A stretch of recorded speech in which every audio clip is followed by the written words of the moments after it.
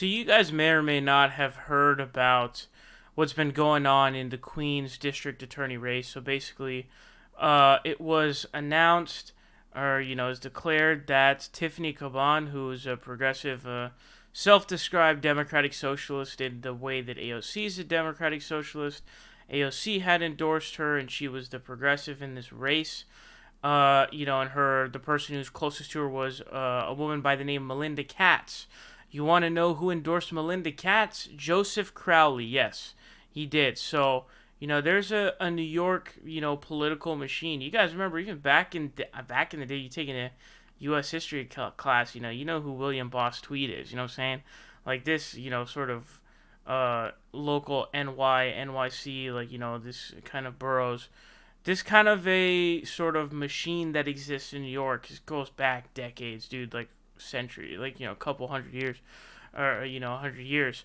So we're talking about some pretty deep rooted stuff here, and so it's kind of confusing what's going on because all of a sudden, we've got whoa, look, Melinda Katz is now up 20 votes, and she's claiming victory now. It's like whoa, what the hell happened? It was really weird. So, here's a bit of a sort of an explainer here. So, this is from a New York Times article. It says, could Caban still win? It says, Ms. Caban's supporters in casting doubt on Wednesday flip have pointed to another type of potentially game-changing ballots besides the absentee ones. Affidavit ballots. Affidavit ballots, also known as provisional ballots, are given to voters who show up at the polls but whose names do not appear in the voter rolls. Those people still get to vote if they sign an affidavit affirming that they are eligible to do so. The Board of Elections later verifies those claims, throwing out any ballot it deems invalid. Of the roughly 2,800 affidavit ballots cast in the Queen's Democratic primary, more than 80% were thrown out by elections officials. Just 487 were counted. Ms. Caban's supporters have suggested that those disqualified ballots hold the key to her victory, and they've promised to fight to get them revalidated. So, as you guys see there, only 487 out of 2,800 affidavit ballots were cast. Now, why is this concerning? Because those affidavit ballots, they skew very heavily in the direction towards Tiffany Caban. And so basically how this whole thing works in New York, and it gives a good explainer in here, honestly. Here's what it says. It says there are several reasons an affidavit ballot could be disqualified. New York has closed primaries, meaning that only registered Democrats can vote in their party's primaries. Someone registered with the Green Party or Working Families Party or not affiliated with any party would not be allowed to cast a ballot, even if they considered themselves a lifelong liberal. In addition, New York's arcane voting laws require changes in party affiliation to be submitted to the Board of Elections at least 6 months before the election date, far longer than in any other state. A bill making it easier to change parties passed the legislature last month, but has not been delivered to the governor. Some affidavit ballots could have been disqualified if the voter registers a Democrat too late.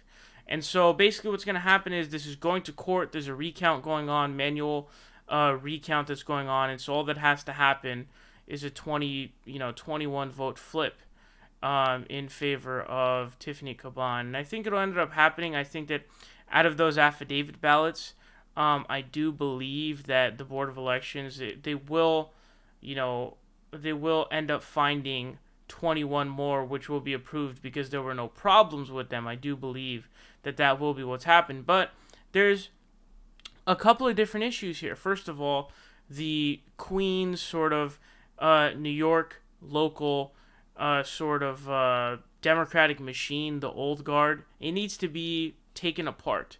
It needs to be destroyed, okay? It needs to be just dismantled.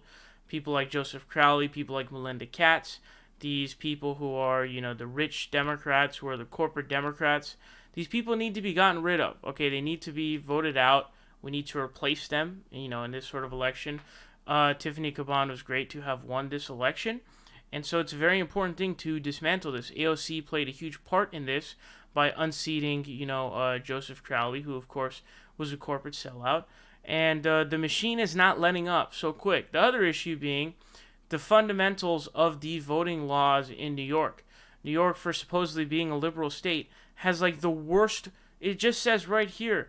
It says that, it requires changes in party affiliation to be submitted to the Board of Elections at least 6 months before the election date, far longer than in any other state. bro, A, that's way too fucking long. B, they should have open primaries. You should be able to go in and vote if you're an independent, if you're a lefty of some sort. That's what you want to do, because that's the way you get people, brought into your party in the first place. So all these people who they're, these affidavit ballots from people who aren't, Democrats, who they're going to throw out.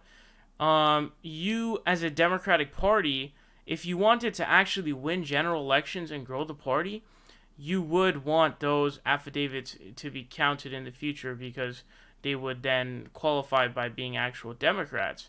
Or, sorry, don't even have to be Democrats. It'd just be open primaries. Anyone could fucking vote in them.